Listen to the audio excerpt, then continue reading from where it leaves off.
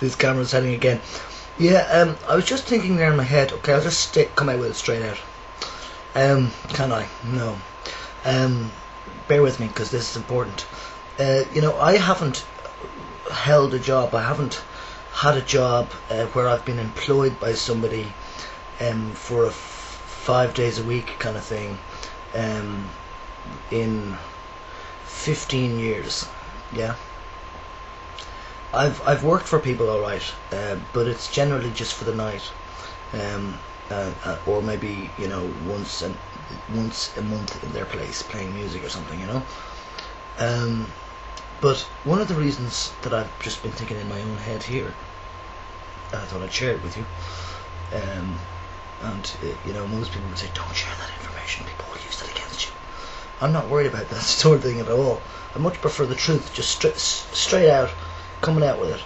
So one of the reasons that I generally don't like to work with people as such and be under somebody getting instructions from them is because generally people who are in charge generally are not very heartfelt when they're dealing with somebody who actually can't go ahead with the instructions that they've given, and therefore I've been called stupid, incompetent and lazy and all these sorts of things that I got called at school. So I'm not stupid, I'm not incompetent of many things, but certain things, yeah. And there's the whole thing of like, what is intelligence? Truthfully, like, what the hell is intelligence? I prefer people to talk about cleverness rather than intelligence, because I believe that intelligence, the word and the meaning and the reality of intelligence, is that somebody has regurgitated through their mouth what they've seen or heard from a teacher type. That's what I call intelligence. Did you understand that? Yes, I did. Well, would you repeat it back to me? Okay, I will. Yeah, but I couldn't do that without having a few added extra opinions on the piece. And of course that wasn't on the program. You weren't allowed to think further than what was being taught, And I understand that to an extent. That's what university's made for, at least it was supposed to be that way anyway. I know this is waffling over the point again, but I'm going on to great points, don't you think? I mean, university was supposed to be a place where you could go and further educate yourself, but actually, in my opinion, judging by most of the students I've met in my lifetime, it doesn't seem to be, many universities at least, don't seem to be a further educating yourself system. It seems to be a further confining you to a certain area in your related subject, fair enough, but not exactly specifically what you want to study. A lot of students would agree completely with me there, that they can't actually do what they exactly want to do because of the rules and regulations of the university systems. And so I think there's a lot of problems, don't you think, that we need to discuss the nitty gritty of. So back to my point, my original point of not being wanting to be called certain names by people. Especially in a working environment or a living environment. If you're living with somebody who treats you like shit and calls you names and stuff, I would really suggest to you that you move out. Not good for your head to be listening to people who think they know who you are and what you're going to be like, and label you as something that is supposed to be rigid and that you're always going to be that, things like that. So I've developed my brain, and very well, I have to say. I'm not perfect at all. I still have insecurities, and I still have fears, and I still have all those normal human being things.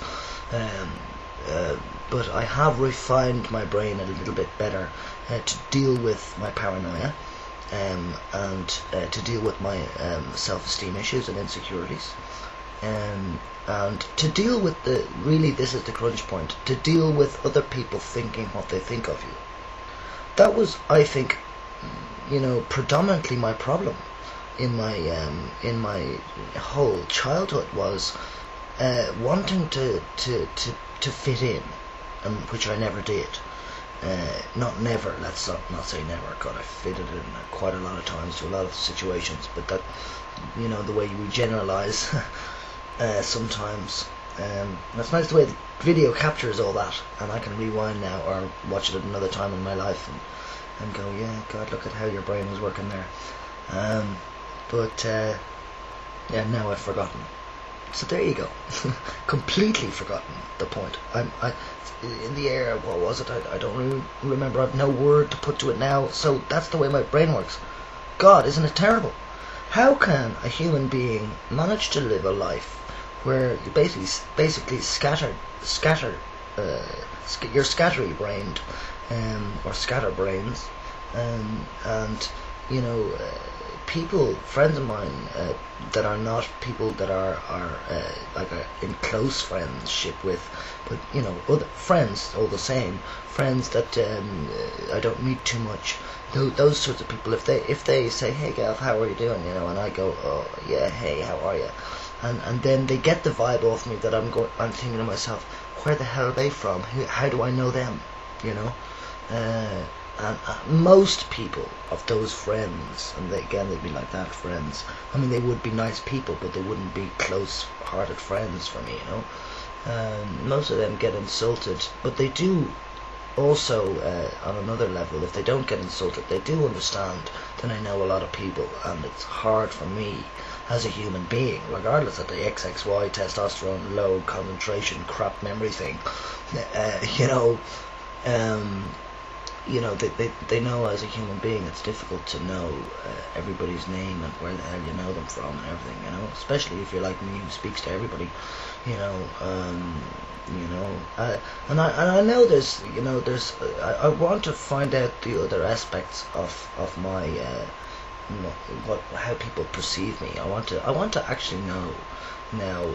I'm going to ask my enemies that I have here to tell me what they really hate about me.